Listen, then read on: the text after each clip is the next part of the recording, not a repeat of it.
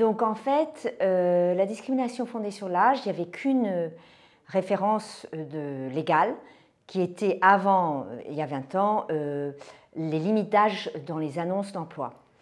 Avec l'Europe, il y a eu l'adoption d'une directive 2078 qui a inclus l'âge comme critère interdit de discrimination. À partir de là, la France a dû s'adapter, a dû transposer le droit européen. Et dès la loi de 2001, on a rajouté l'âge comme critère sur l'ensemble des champs des décisions dans l'emploi, c'est-à-dire du recrutement au licenciement. Et on a inclus en fait une interdiction des discriminations directes fondées sur l'âge et indirectes fondées sur l'âge. Je pourrais y revenir. La caractéristique principale des discriminations fondées sur l'âge, c'est en fait les exceptions. Il existe, en dehors de l'interdiction, deux types d'exceptions, je pourrais y revenir, où on peut fonder une décision sur l'âge. Par ailleurs, ce qui a beaucoup changé, c'est l'aménagement de la charge de la preuve, parce que, à la fois en 2001, puis confirmé en 2008, avec une loi de 2008, qui a défini la discrimination directe et indirecte, une fois qu'une personne qui veut invoquer une discrimination montre une différence de traitement, c'est à l'employeur de prouver que sa décision est basée sur une justification objective étrangère à la discrimination.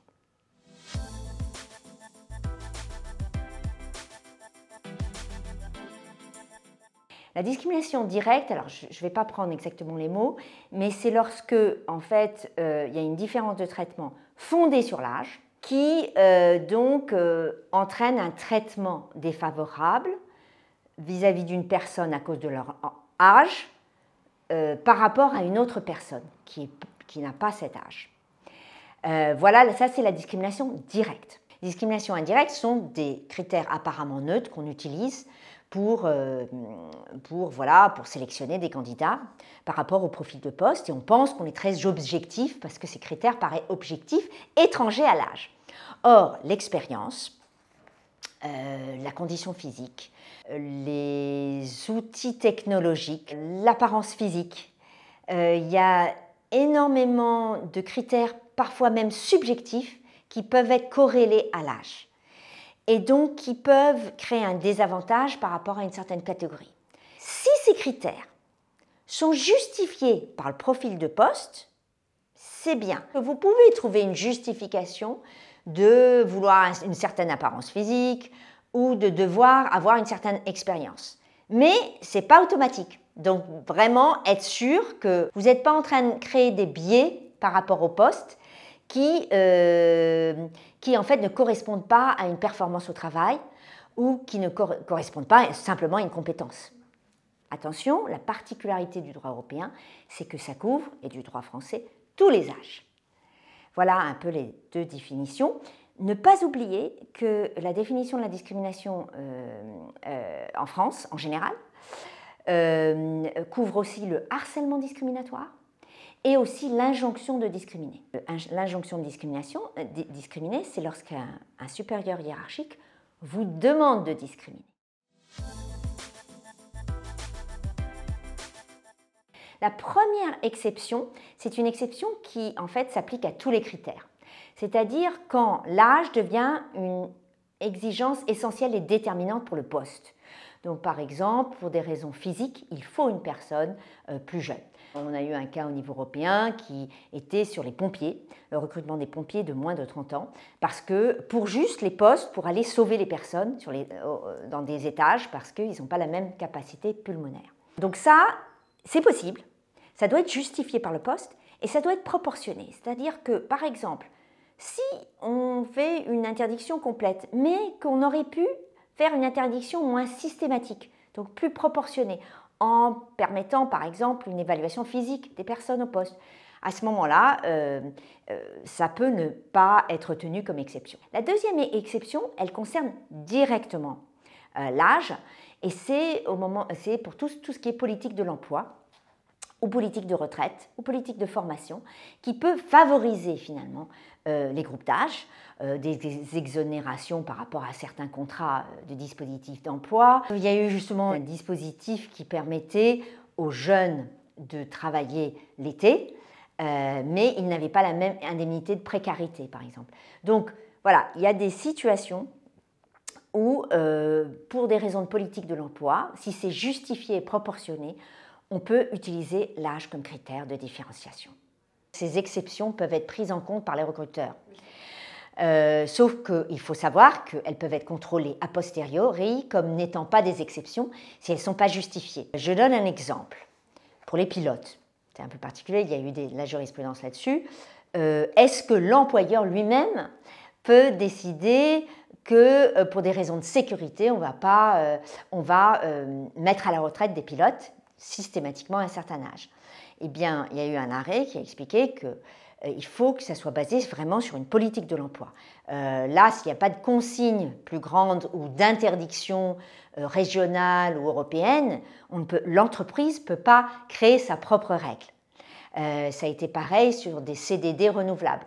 Donc, faire toujours attention parce que même si l'entreprise elle-même suit une réglementation de l'État, elle peut être ensuite censurée parce que finalement, elle ne correspond pas à quelque chose de justifié ou proportionné.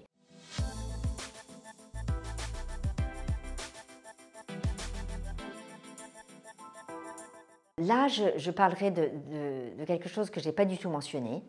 C'est la troisième forme de discrimination. C'est ce qu'on appelle le harcèlement discriminatoire.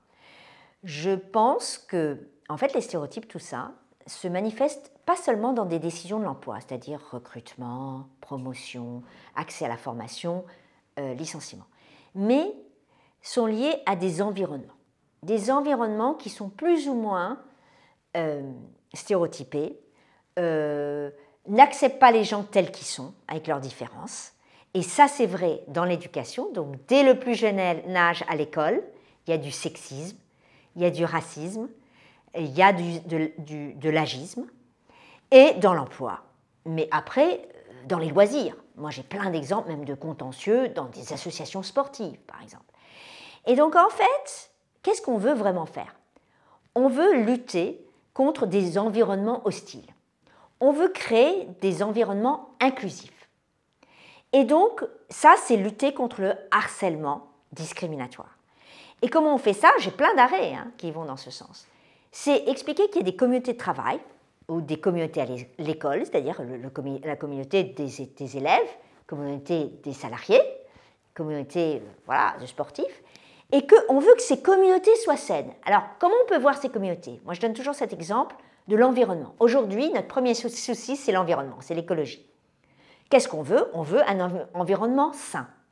On veut réduire le risque écologique. C'est pareil à l'école, dans l'emploi. On veut former les gens à être attentifs, de ne pas faire des remarques qui blessent, de ne pas créer des environnements qui dissuadent les gens pour qu'ils n'y restent pas. Par exemple, qu'à l'école, ils veuillent briguer les enseignements les plus difficiles, qu'ils veuillent aller dans les meilleures écoles plus tard, même si, je ne sais pas moi, ils viennent d'un milieu défavorisé. Mais c'est pareil pour l'âge. On réalise que les jeunes, on leur dit toujours que le monde du travail est difficile. Il faut au contraire les encourager. Il faut leur dire qu'au contraire, il faut leur donner confiance en eux. Réaliser que même s'ils sont jeunes, ils peuvent y arriver. Pareil dans l'emploi. Il faut créer un environnement du travail qui permette aux salariés âgés de dire « vous pouvez rester dans l'emploi ». Ce que je veux dire, c'est que la discrimination n'est pas seulement un problème de victime ou de bourreau. Lorsque vous discriminez contre quelqu'un, en fait, les témoins, ils subissent cette discrimination et ils peuvent en souffrir aussi. Et ça, tous les arrêts le montrent. Ils disent « mais moi, j'aime pas que l'autre personne soit traitée comme ça ». Et parfois, parce que c'est une communauté de travail, ils vont faire pareil. Pour faire partie d'une communauté de travail, ils vont faire les blagues, que ce soit pour des jeunes, des vieux, parce que je fais partie du groupe, à l'école aussi. Et c'est ça qu'on appelle le harcèlement, le cyberharcèlement, ça entraîne le cyberharcèlement ou ça entraîne le harcèlement dans un groupe. C'est faire comme les autres, c'est la pression. Et donc voilà, je veux terminer là-dessus parce que je pense que c'est un énorme défi, qu'on ne pense pas que c'est de la discrimination, on pense que c'est simplement du harcèlement, mais c'est une forme de discrimination parce que c'est une différence de traitement qui porte atteinte à la dignité de la personne. Donc c'est une discrimination aggravée fondée sur l'âge. Et on peut lutter comme ça dès le plus jeune âge, mais aussi dans l'emploi. Comment on fait? On fait attention. On fait attention des mots qu'on utilise. Voilà. Parce que même quand c'est une blague, on peut utiliser dans la blague des stéréotypes et c'est ça qui crée des environnements hostiles.